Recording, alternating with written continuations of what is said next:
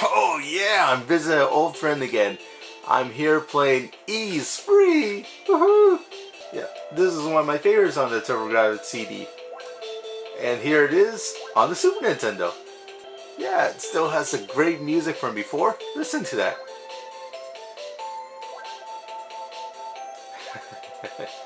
Well, it also has a lot of talking in it, and it's just text.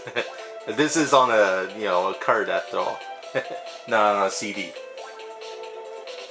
But still, I love this action game. It's an action RPG. This game is actually on a lot of different systems. It's on PCs. Yeah, it was originally on the Famicom. There's a Sega Genesis version out there. Yeah, this game was so popular, it even got a remake here on the PSP. E3 on the Super Nintendo makes a great first impression. Sure, there's no talking or anything, or no stage actors trying to make a quick buck, but hey, I can still get into this. No load times, nice visuals, excellent music here on the Super Nintendo.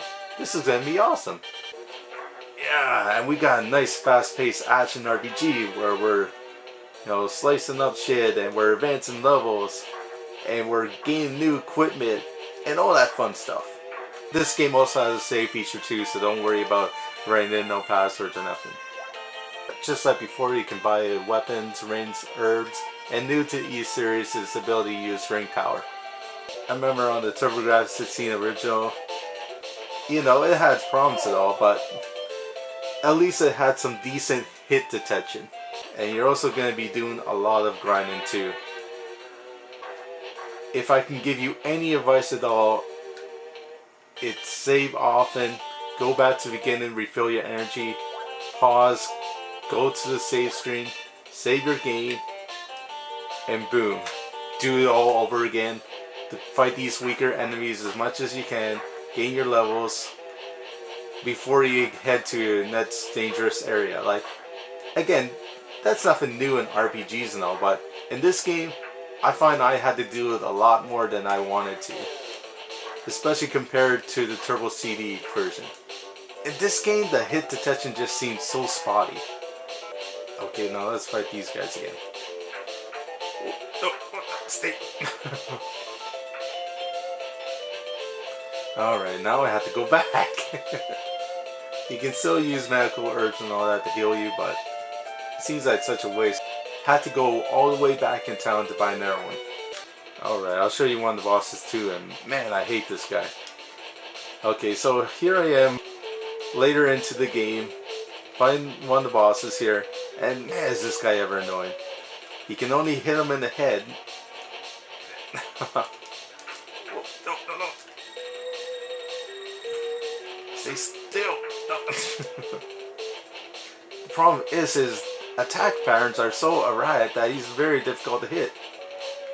Where in the other versions of this, he's a lot easier to beat. Well, he's not an easy boss to begin with, but at least you can use strategy in the other versions. In this one, you better be very lucky.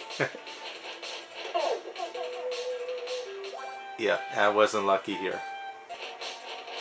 I always hate this part of the game. And the fire stage, unless you beat this boss, you can't go back to town because you're stuck here. You're surrounded by enemies that are difficult to hit. You take a lot of cheap damage. Look at this! How am I supposed to fight these enemies when they constantly reappear, disappear, and get up in my face? It's hard to avoid anything in this game. You just take a whole bunch of cheap hits and okay. Oh, don't die. Oh, okay, I made it. Come on, fight! And don't you just love the slowdown?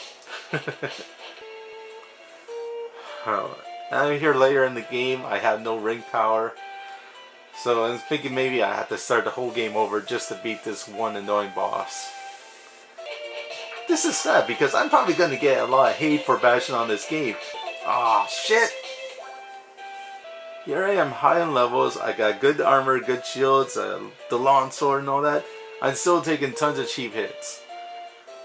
Look at all that action! but hard for all the wrong damn reasons. This is actually one of the few games that actually was on all three 16-bit systems at the time. I love that.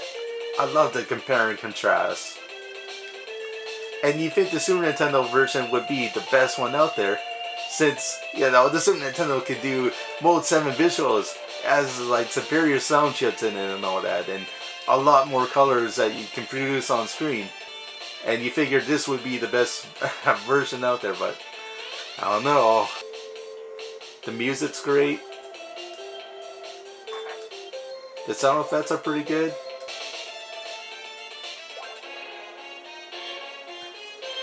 Again, great epic music, and reminds me of, yeah, again, Weapon in Super Metroid. Dun, dun, dun, dun, dun, dun, dun, dun, dun. I remember I complained a lot about this scene on the TurboGrafx 16 original. And look at that, the parallax scrolling. Yeah, it's actually smooth now. There's no choppiness in the distance. And that's awesome. Nice bit of detail, no grainy pixelation or nothing.